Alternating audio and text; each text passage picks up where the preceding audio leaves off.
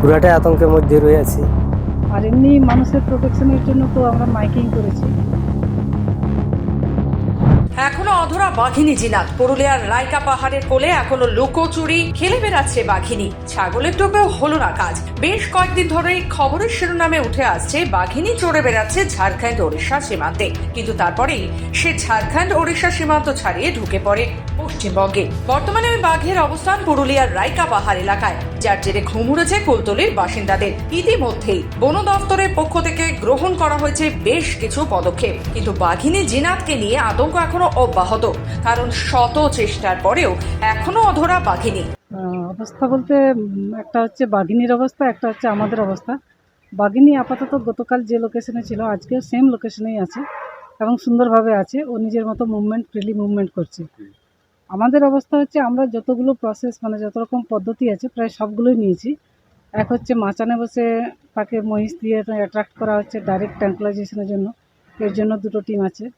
ওইদিকে তিনটে খাঁচাতে দিয়েছি, সেখানেও ওই শূকর এবং ছাগল রেখে ওকে অ্যাট্রাক্ট করার চেষ্টা করা হচ্ছে যাতে খাঁচার মধ্যে ঢুকলে ও ট্র্যাপ হয়ে যায়।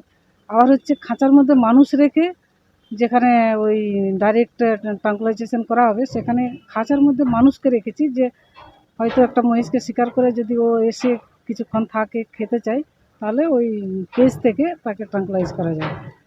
আর এমনি মানুষের প্রোটেকশনের জন্য তো আমরা মাইকিং করেছি। আজকে একটা 163 বিএনএসএস এটাও করেছি, যেটা আগে পুরনো ছিল 144। টিম এসছেন এখানে। আমরা পশ্চিমবঙ্গ সরকার বন দপ্তরের তরফ থেকে তাদেরকে সম্পূর্ণ সহযোগিতা করছি। ওরা যেভাবে যা চাইছেন আমরা তাদের সাপোর্টে আছি সবসময়। এইভাবেই আমাদের যৌথ অপারেশন চলছে। কতগুলো টিম কাজ করছে? দেখুন, শিমলিপাল টাইগার রিজার্ভের প্রায় 5টি টিম আছে, আর আমাদের Purulia division, Kangsabati south division মিলিয়ে আমরা প্রায় 10টা টিম ফিল্ডে কাজ করছে। সব মিলিয়ে 15টা টিম 24 ঘন্টা ধরে আমরা মনিটরিং করছি। ইতিমধ্যেই বন দপ্তরের পক্ষ থেকে গ্রহণ করা হয়েছে বেশ কিছু পদক্ষেপ। বন দপ্তরের কর্মীরা উপস্থিত রয়েছেন পুরুলিয়ার রায়কা পাহাড় এবং সংলগ্ন কুইলাপালের জঙ্গল এলাকায়। তাদের দিবারাত্রি এখন একটাই প্রচেষ্টা, যত তাড়াতাড়ি সম্ভব বাঘিনী জিনাতকে ধরা। বন দপ্তরের তরফ থেকে জিপিএস এর মাধ্যমে তারা জানতে পেরেছেন রবিবারের পর সোমবারও অবস্থান পাল্টায়নি বাঘিনীর। ইতিমধ্যেই তাকে ধরতে পাতা হয়েছে বিভিন্ন ফাঁদ, এমনকি ছাগলের টোপও দেওয়া হয়, কিন্তু তাতেও কোনো কাজই হয়নি। দেখুন, এটা একটা বাঘিনী এবং কালকে যেখানে পজিশন ছিল আজকেও প্রায় সেখানেই আছে, অলমোস্ট ওখানেই আছে।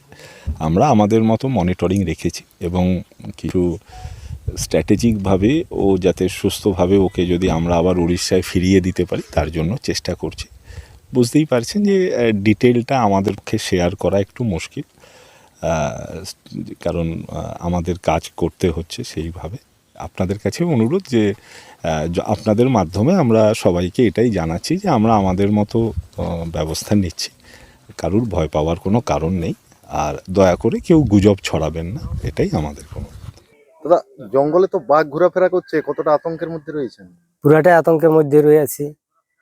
এখন আমাদের তো সেই জঙ্গলের মধ্যে অনেক কিছু সংগ্রহ করি, তারপরে গরু ছাগল ভেড়া যে কিনো জিনিস পশুপালন গিলা সব ওই ধারে চড়াতে যায়, তো ওইগুলা সে লিখতে পাচ্ছি নাই। বন দপ্তর তো বলছে সে কেউ বেরোবেন নাই, জঙ্গল দিকে যেতে দিচ্ছে নাই।